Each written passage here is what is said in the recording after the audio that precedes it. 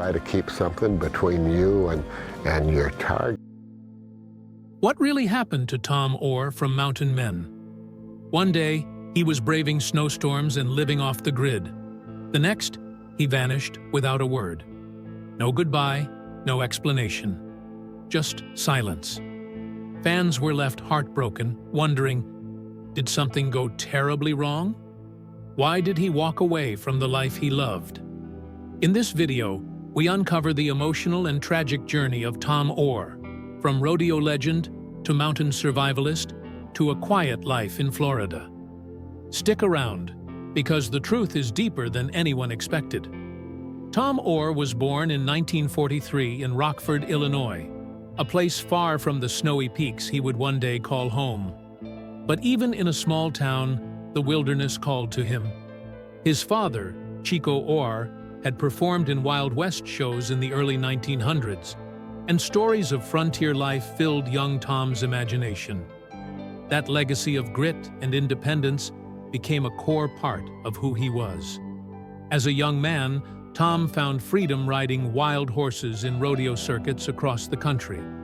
He was a professional bronc rider, fearless and focused, competing in the International Rodeo Association and rising to become one of the top-ranked riders in the nation. But with each ride came risk. Every buck, every fall, brought bruises and broken bones. On Valentine's Day in 1970, during what should have been a routine ride, Tom faced a life-changing accident. Mounted on a powerful bull named Woolly Bugger, he was violently thrown and knocked unconscious. His hand was trapped in the bull rope, and for nearly 2 minutes he was tossed and trampled before help could reach him. His wife, Nancy, watched in horror from the stands. Tom suffered a severe concussion and internal bruising, and though he survived, the crash left deep scars, physically and emotionally. Strangely, even Woolly Bugger died 2 weeks later from a concussion, adding an eerie finality to the incident. Though Tom returned to the ring a month later, he never rode the same. The writing was on the wall. The rodeo chapter of his life was closing.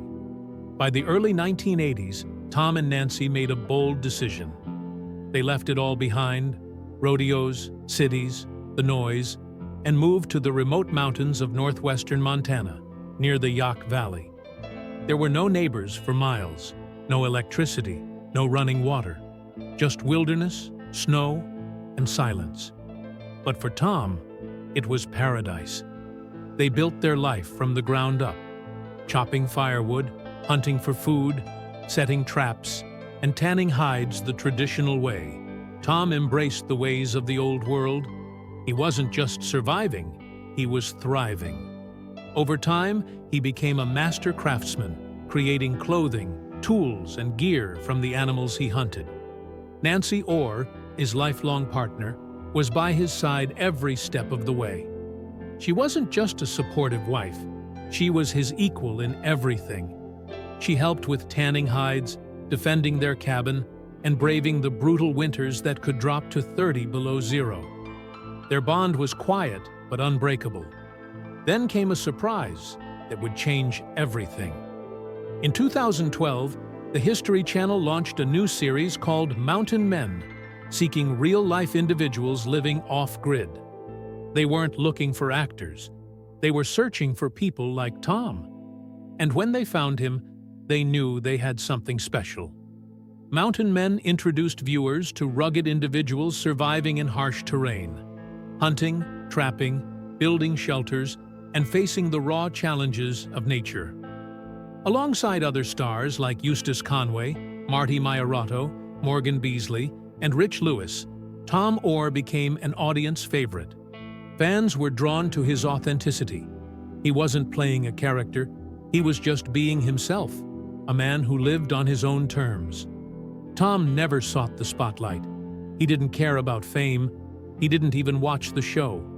But his calm wisdom, fierce skills, and quiet spirit touched millions. Over the years, letters poured in. Tourists tracked down his home. People thanked him for inspiring them to live simpler lives. But as the seasons went on, viewers noticed something was changing. Tom was appearing less. His movements were slower. The wild mountain life was catching up to him. Then came the fall that changed everything. One icy morning, during a harsh winter, Tom noticed heavy snow accumulating on his cabin roof. Despite Nancy's warnings, he climbed up to clear it, something he'd done many times. But this time, he slipped. He fell hard onto frozen ground, severely injuring his ribs and back. There was no hospital nearby. Number 911 to call. Just Nancy, doing what she could to keep him warm and breathing. Though Tom eventually reached a small clinic, the damage had been done. His bones were cracked, his confidence shaken. He was no longer the unbreakable mountain man. In the weeks that followed, Tom struggled with even simple tasks. Cutting wood, carrying supplies. Everything hurt. For the first time, Tom faced a painful reality. His body couldn't keep up with the demands of the wilderness anymore. And more importantly, staying meant risking Nancy's safety as well. After more than 40 years in the mountains, Tom and Nancy made a difficult decision. They would leave Montana. Following Mountain Men Season 9, fans noticed his presence fade. No grand farewell, just quiet absence. Eventually, the couple relocated to Florida, a place warmer, safer, and closer to family. It was a shocking move for those who saw him as the face of self-reliance and wilderness survival. In 2020, fans of Mountain Men were stunned when a fake obituary began circulating online, falsely claiming that Tom Oar had passed away. The post was convincing, detailed, heartfelt, and eerily believable. It spread like wildfire across social media. Tributes flooded in. Longtime viewers mourned the loss of a man they had come to admire, not just for his survival skills, but for his humble, resilient spirit. When Tom didn't appear as much in later seasons, the rumors only grew. Some assumed the worst. Then, in 2024, the hoax returned. This time, several outlets claimed that Tom Oar had died peacefully in Lakeland, Florida, at the age of 81. Again, no solid evidence, just vague reports that stirred confusion and heartbreak among his loyal fans. But the truth? Tom Oar is still alive. Tom continues to work with his hands, crafting knives, leather goods, and occasionally sharing the wisdom he gained over a lifetime of survival. And through it all, Nancy, his rock, his partner, remains by his side. He may no longer brave snowstorms or skin elk, but his spirit is unbroken. When asked if he misses the mountains, Tom simply says, "I've lived a life fuller than most." And he has. He didn't just survive the wild, he mastered it. In doing so, Tom Oar gave the world a powerful reminder that true strength lies in quiet resilience, deep love, and the courage to live life on your own terms. If Tom Oar's journey inspired you, don't forget to like, share, and subscribe for more powerful true life stories. Hit the bell icon so you never miss an update. Thanks for watching.